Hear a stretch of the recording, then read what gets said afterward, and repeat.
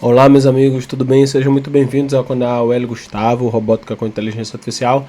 Eu vou trazer um vídeo aqui de um tema onde um dos meus seguidores e alunos, do meu treinamento de Robótica com Inteligência Artificial, ele é biólogo, especialista em neurociência. Ele está buscando aprender Robótica com Inteligência Artificial para ajudar o sobrinho dele também para se especializar nessa área, desenvolvendo tecnologias assistivas para crianças com déficit de aprendizagem, como por exemplo é o TEA, que é o transtorno do espectro autista.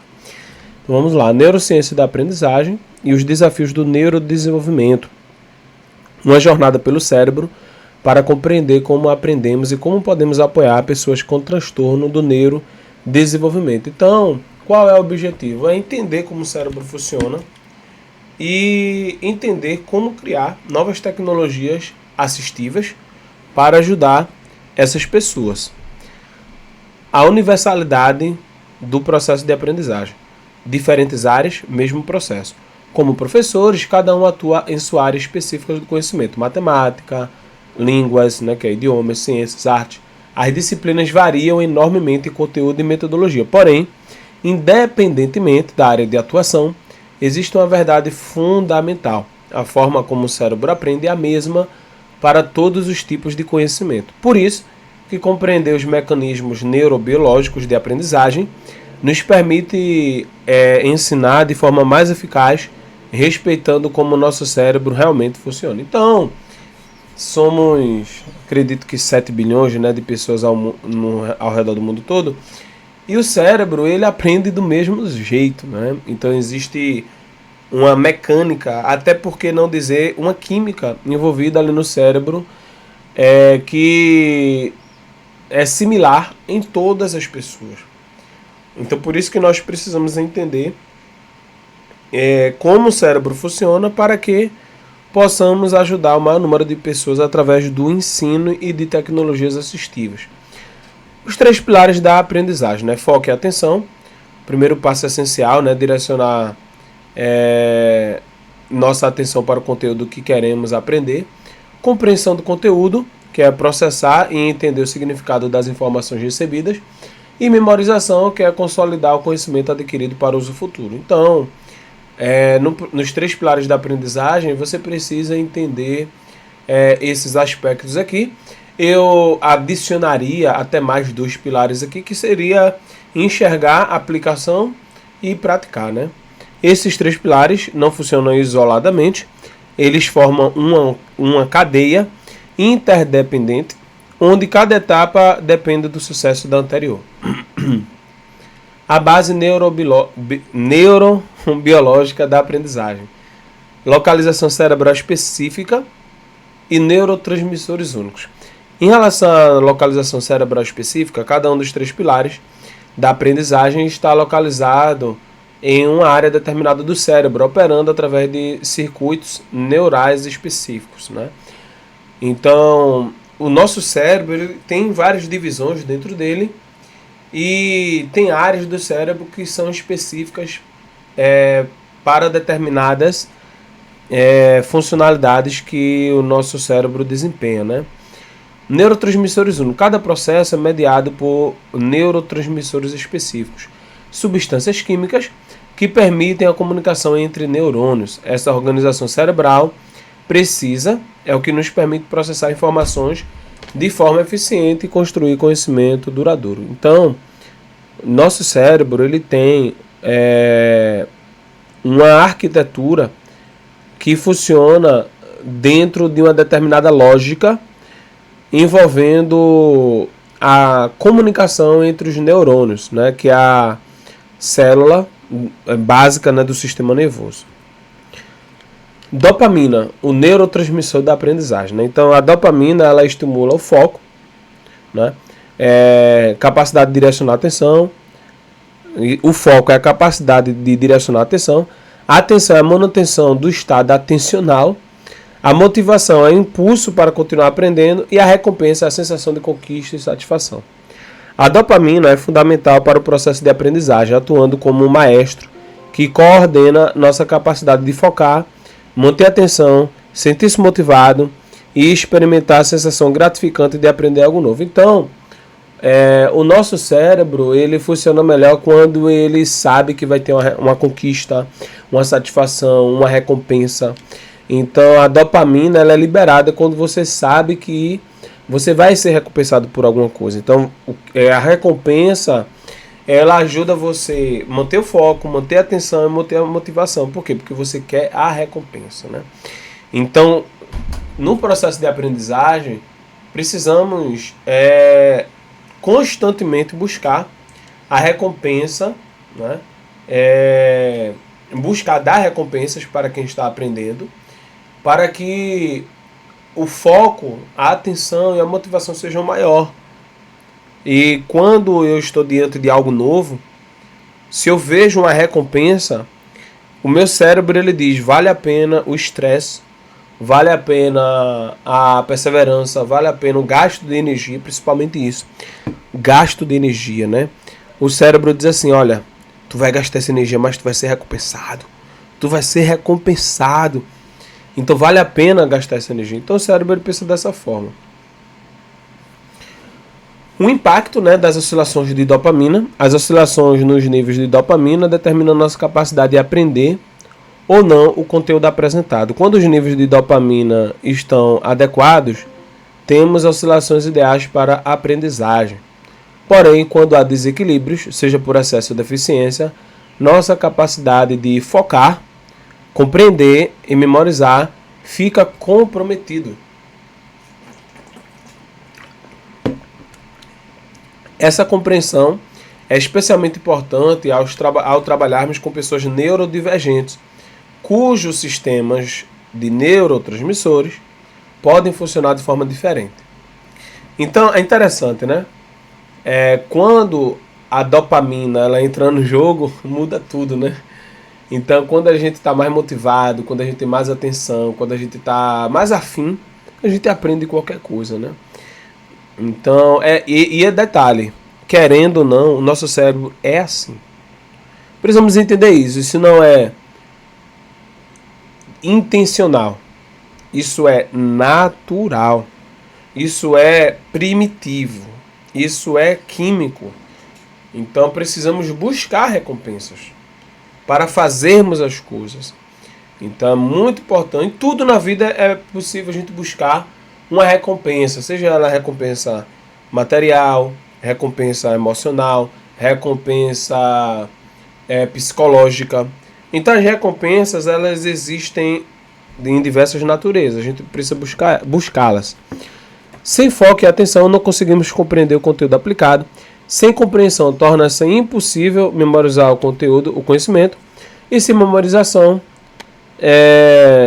você não consegue aplicar futuramente o que você está ouvindo, né? Essa cadeia demonstra que é crucial garantir cada etapa do processo. Um pilar depende fundamentalmente do outro. Se não prestarmos atenção adequada ao conteúdo, não há como compreendê-lo. E se não compreendermos, a memorização simplesmente não ocorre. Compreendendo os transtornos do neurodesenvolvimento. Então, quando você tem um problema em toda essa cadeia, né, de neurotransmissores, aí é que está o problema. A base do entendimento.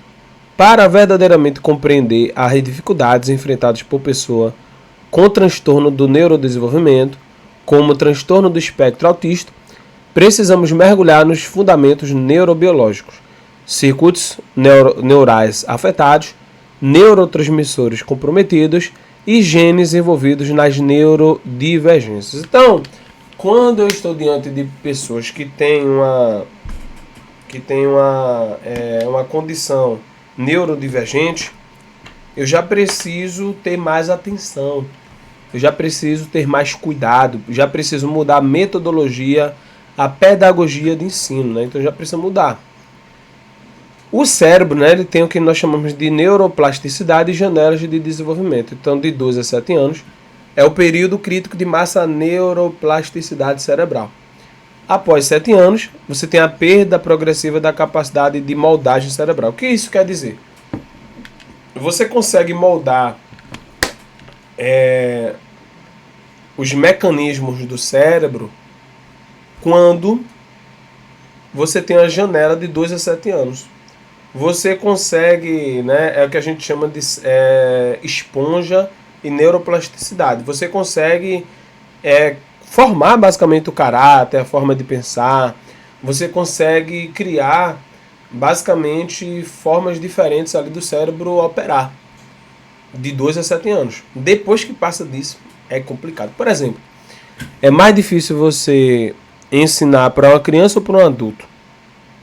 Aí você pode dizer, é mais difícil ensinar para a criança, né? É mais fácil para o adulto, porque o adulto entende tudo.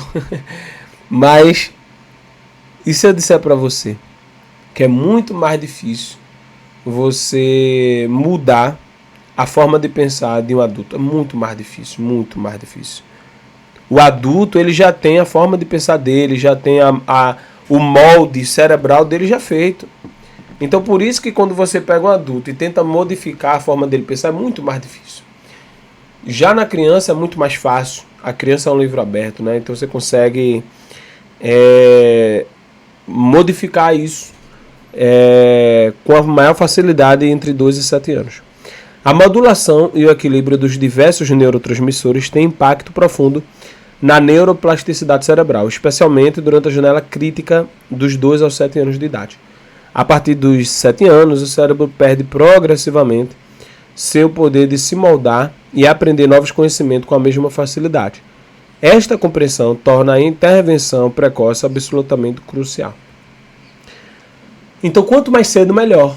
Né? Então, falando do TEA, né, que é o transtorno do espectro autista, quanto mais cedo você fizer diagnosticar e fizer uma terapia, melhor. Repensando objetivos educacionais no TEA, autonomia acima de tudo. Né? Para autistas do nível 2 e 3, não é necessário, e muitas vezes não é realista, focar no aprendizado de conteúdos acadêmicos complexos como o Teorema de Pitágoras. O foco das terapias deve ser desenvolver autonomia para as tarefas diárias. Ensinar independência para o futuro é muito mais valioso do que conhecimentos teóricos que não terão aplicação prática em suas vidas. Então, em primeiro lugar, é entender que autistas, né, a gente vai ver isso depois em outras playlists aqui, autistas do nível 2 e 3, eles já estão no nível que o foco maior dele é a independência, né? É ele conseguir fazer as coisas sem depender de ninguém. Então, você precisa ensinar coisas que vai ajudá-lo a ser independente. A pergunta que devemos sempre fazer: os pais irão envelhecer, irão morrer. Como ficará a vida desses autistas já adultos? Então, isso é uma pergunta que precisamos nos fazer, né? Já imaginou? Hoje tem várias pessoas que são adultas, os pais morrem e não tem ninguém para dar conta, né? Então é melhor pensar no médio e longo prazo para deixar essas pessoas autistas já independentes. Essa pergunta dolorosa, mas necessária, deve guiar todas as nossas decisões pedagógicas e terapêuticas. Não podemos planejar apenas para o presente, precisamos preparar essas crianças para um futuro sem seus cuidadores principais. Os cuidadores, eles não vão ficar vivos para sempre, né? Então a gente precisa trabalhar na independência, né, dessas pessoas. Ensinando para o futuro, né? A visão de longo prazo, temos que ensinar para o futuro dessas crianças. Cada habilidade que ensinamos hoje é um tijolo na construção de um futuro mais independente e digno. No futuro, elas não podem viver como um barquinho de papel à deriva de um oceano revolto. Sem preparação adequada, essas pessoas ficarão vulneráveis e desamparadas em um mundo que já é desafiador. Então, para pessoas que não têm transtornos neurológicos, já é muito difícil. Imagina para quem tem. Imagina para quem para quem aprende de forma normal, é difícil. Imagina para quem tem um déficit de aprendizagem, né? Então é muito importante trabalhar a terapia, focar, né, nos autistas de nível 2 e 3, focar na independência dessas pessoas. Nosso dever como ser humano, né? O porto seguro, um lugar de acolhimento e proteção, um norte uma direção clara e confiável, um farol, uma luz que guia, né, essas pessoas na tempestade. Nós, como seres humanos, munidos de empatia, temos o dever moral de ser um porto seguro, um norte, um farol para essas pessoas. Não é uma escolha, é uma responsabilidade que vem com nossa humanidade compartilhada. A tecnologia assistiva, ela tem um passo essencial nisso, né? Ao pensar em desenvolver e implementar tecnologias assistivas, damos um passo concreto para cumprir nossa responsabilidade com esta população. Tecnologias assistivas podem ser ferramentas poderosas para facilitar a comunicação, apoiar a aprendizagem de habilidades diárias, promover independência e melhorar a qualidade de vida. Então, a tecnologia assistiva vai ajudar, suprir, complementar a vida dessas pessoas com déficit de aprendizagem. Então é muito importante trabalhar no desenvolvimento de tecnologia assistiva, no ensino do uso da tecnologia assistiva, porque muitas vezes elas estão disponíveis, mas as pessoas não sabem utilizá-las, né? Então é muito importante. Sendo que tem o desafio da acessibilidade, a realidade dos custos. É óbvio que tecnologias necessitam de investimentos, há custos reais envolvidos na pesquisa, desenvolvimento e produção de soluções tecnológicas. Então tem um custo, né? Então, primeiro, eu preciso entender quais são as tecnologias existentes. Vamos ajudar essas pessoas a utilizarem. Por exemplo, no computador tem muita tecnologia assistiva, no notebook, no desktop. Será que eu sei ensinar um autista a usar um computador, os recursos de acessibilidade de um computador? Então, o computador já tem isso, né? Então eu posso estar ajudando. Então muitas vezes o autista não consegue usar o computador porque as pessoas não sabem ensinar a tecnologia assistiva para ele, né? Então a gente pode focar nisso, pode focar também no desenvolvimento, na pesquisa, no ensino. Tem muitas opções. A necessidade de democratização. Essas tecnologias podem e devem ser oferecidas por valores acessíveis a todos, garantindo que quem mais precisa possa ter acesso. Então essa tecnologia, ela deve ser democrática. E democrática, não estou dizendo que tem que ser 100% de graça para todo mundo. E se tiver como ser dado de graça, ótimo. Mas muitas vezes não tem como ser dada de graça. Mas que seja no custo viável, né? Então é muito importante no custo que viabilize a compra e a venda, né? Não é só a compra, é viabilizar a venda também, a produção, a empresa, né? Que está ali desenvolvendo. Porque quanto mais sucesso a empresa tiver, mais produtos, serviços, mais comunidades aquela empresa vai criar para aquelas pessoas. A dimensão do desafio, né? Temos população estimada de pessoas no espectro autista no Brasil, aproximadamente 2,5 milhões de pessoas com TEA, que é o transtorno do espectro autista. 70% ou mais dessas famílias são carentes. A esmagadora maioria são pessoas em situação de vulnerabilidade econômica. Então, esses números revelam a urgência de desenvolver soluções acessíveis. Não podemos criar tecnologias que beneficiem apenas uma elite econômica, quando a maioria das famílias afetadas luta com recursos limitados. Então, nem todas as famílias têm recurso para investir em grandes terapias, grandes tecnologias, né? Então é muito importante desenvolvermos e apoiarmos tecnologias que sejam acessíveis. O peso invisível sobre as famílias, né? Então um estudo recente revelador mostra que o nível de estresse de uma mãe autista é comparado ao estresse de um soldado em campo de batalha. Esta comparação chocante, baseada em pesquisas científicas, revela a intensidade do desafio enfrentado diariamente por cuidadores. O estresse econômico afeta não apenas a saúde mental, mas também a física, impactando toda a dinâmica familiar. Compreender esta realidade deve motivar ainda mais nossos esforços para fornecer suporte adequado a estas famílias. Então, você olha assim, criança autista, tudinho, você olha, vê na rua, no shopping, no mercado, e depois você volta para sua casa. Porém, quem fica 100% do tempo dentro de casa com essas pessoas, na maioria das vezes, é a mãe. A mãe, ela tem um estresse grande, sabe por quê? Porque a criança autista, ela é muito dependente.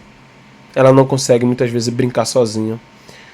Ela não pode ficar sozinha, ela pode se machucar. Muitas vezes ela não sabe estudar sozinha. Ela não sabe ficar sozinha dentro de casa. Ela não sabe, não pode ficar. Então a mãe, ela sacrifica a vida dela. Muitas vezes ela não dorme direito, não come direito, não se diverte.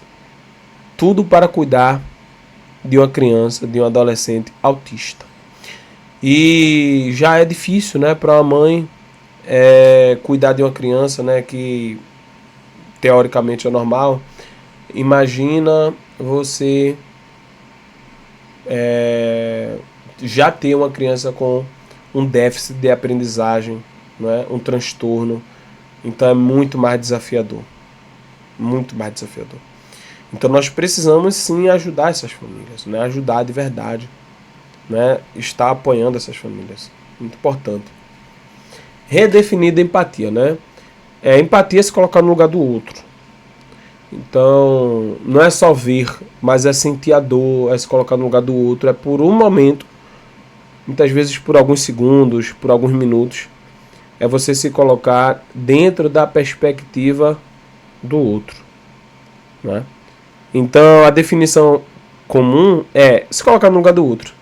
A definição verdadeira é se colocar dentro da perspectiva do outro.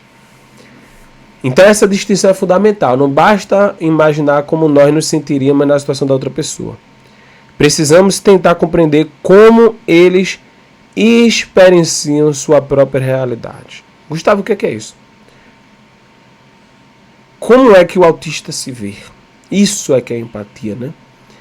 É você tentar não se colocar apenas um no lugar do outro, mas é você tentar sentir com o coração do outro,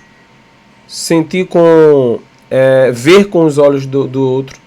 Então isso é que é a definição real de empatia. Se vemos a luz, nunca poderemos nos colocar no lugar de um cego. Esta frase poderosa ilustra a verdade humilde.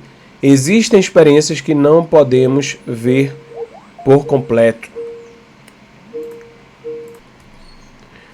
Essa frase poderosa ilustra que existe uma verdade humilde, né? Que existem experiências que não podemos verdadeiramente compreender por completo, pois nossa própria vivência nos limita. Reconhecer esses limites não é derrotismo, é o primeiro passo para uma humildade genuína que nos permite ouvir, aprender e respeitar a experiência vivida pelo outro. Então empatia, né? Se a gente pudesse viver a experiência do outro, aí era, né, a empatia no seu nível absoluto, mas não tem como, né?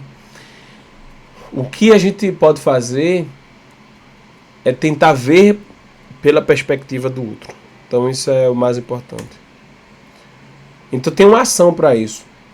Temos que ter um compromisso educacional, que é adaptar nossas práticas pedagógicas para respeitar a neurobiologia da aprendizagem. Precisamos ter uma intervenção precoce, que é aproveitar as janelas críticas de neuroplasticidade, especialmente entre 12 e 7 anos. Então, se você vê uma criança, ajude essa criança. Ela precisa de você, ela precisa da sua ajuda. Foco em autonomia, priorizar habilidades de vida independentes sobre conhecimentos acadêmicos abstratos. Tecnologia acessível, que é desenvolver e democratizar soluções tecnológicas que realmente cheguem a quem precisa. Então, se for possível, vamos baratear, né? Não vamos deixar isso somente para quem tem muito dinheiro. Vamos dar acesso para quem não tem condições. E empatia genuína, que é o quê? Buscar compreender a perspectiva do outro, reconhecendo os limites da nossa própria experiência. Cada um de nós, em nossa própria área de atuação, pode fazer a diferença. Juntos, podemos construir um futuro mais inclusivo e digno para todas as pessoas. Por exemplo, a minha missão é ensinar. Então, no meu ensino, eu vou, e já estou fazendo isso aqui, que é o ensino inclusivo, trazendo esse conhecimento, esse entendimento para quem precisa, beleza? Então é isso, espero que você tenha gostado aí do nosso vídeo, né? Falando sobre os desafios da aprendizagem, do neurodesenvolvimento. Inscreva-se no nosso canal e eu te espero no próximo vídeo. Vamos popularizar, não é? Estamos numa fase da humanidade, né? Que o diagnóstico ele foi popularizado e agora precisamos popularizar a terapia. Então esse é o nosso objetivo aqui. E a terapia se faz com ensino, com atenção, com tecnologias. E esse é o objetivo aqui desse canal. Não é diagnosticar. É ajudar quem já foi diagnosticado a ter a sua terapia. E aqui, no meu caso em específico, através do ensino e da robótica educacional. Valeu, te espero no próximo vídeo.